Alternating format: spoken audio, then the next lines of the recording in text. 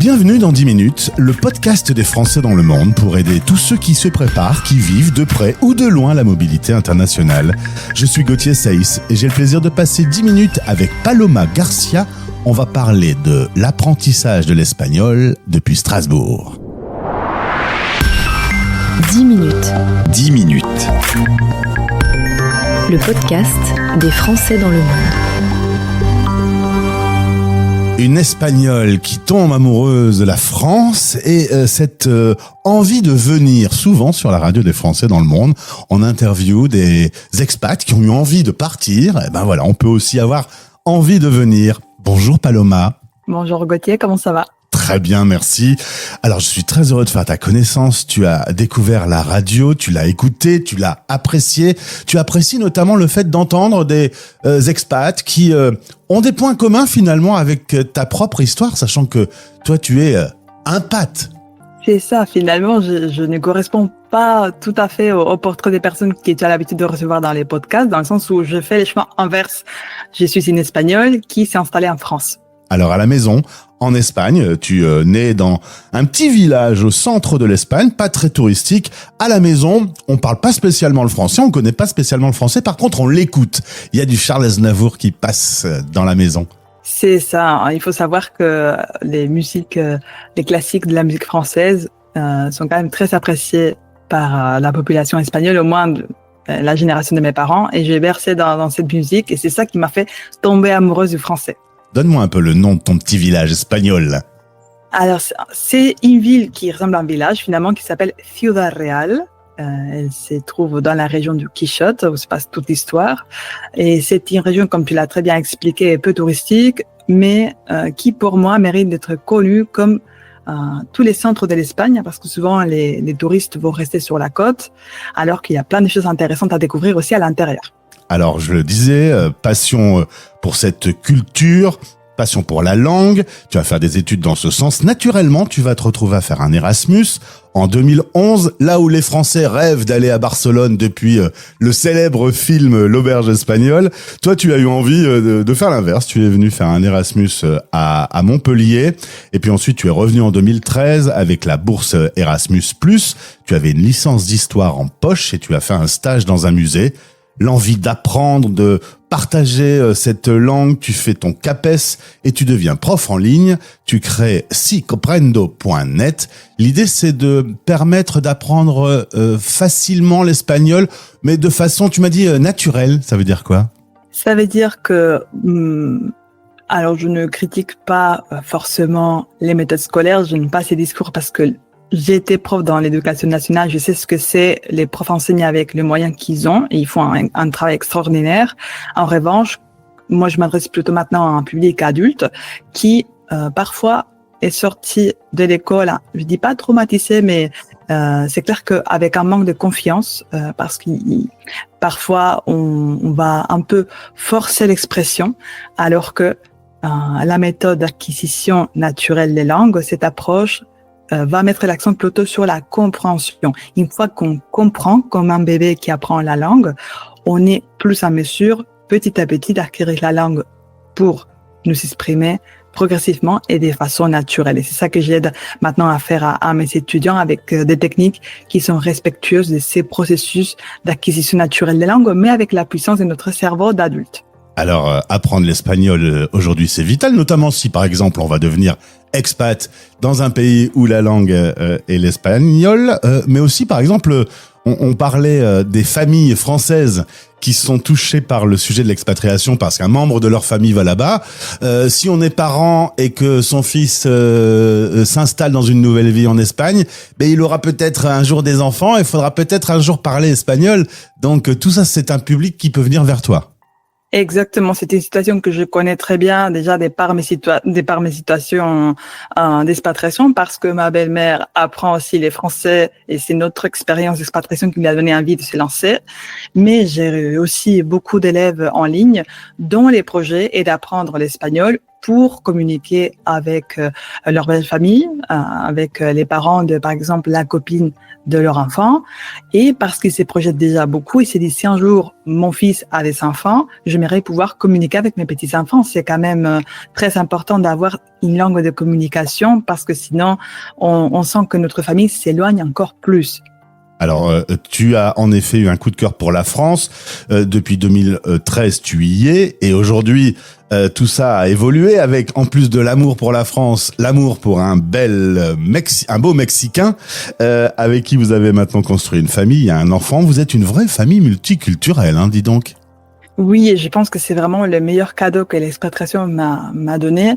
C'est l'effet de baigner dans plusieurs cultures à la fois. Je suis en Alsace, donc j'ai découvert une culture qui est à l'opposé de la culture espagnole, mais qui a plein de choses intéressantes.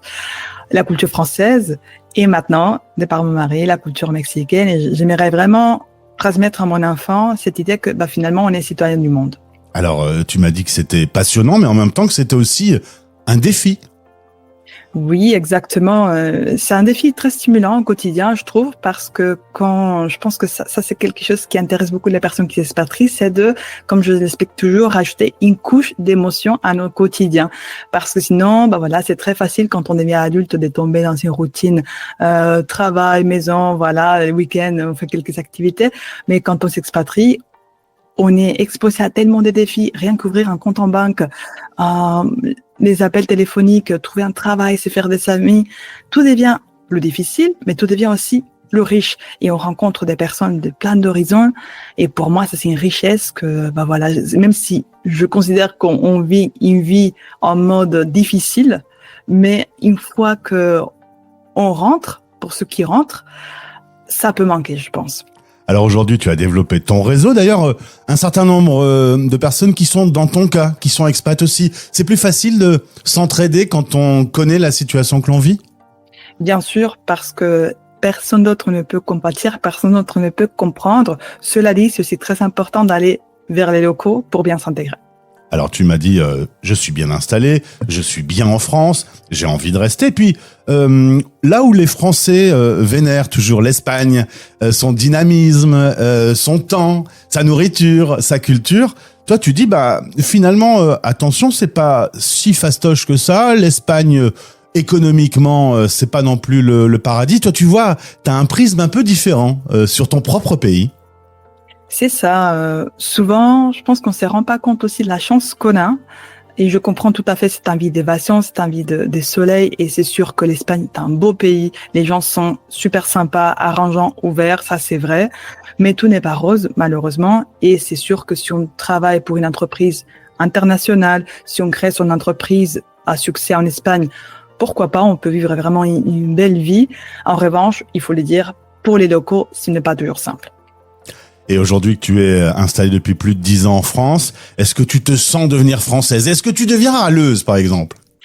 En fait, la demande de naturalisation est faite. J'attends juste la réponse de la préfecture. On verra quand ça tombe. J'espère qu'ils écoutent ce podcast. Paloma, on va zoomer sur la sortie de ton livre « Vocabulaire espagnol A1, A2 en 1000 mots ». C'est sorti chez De Broc Supérieur. Ce livre est important pour tous ceux qui veulent se lancer dans l'apprentissage de l'espagnol. Tout à fait. C'est un très bon compagnon des voyages parce que c'est un format léger.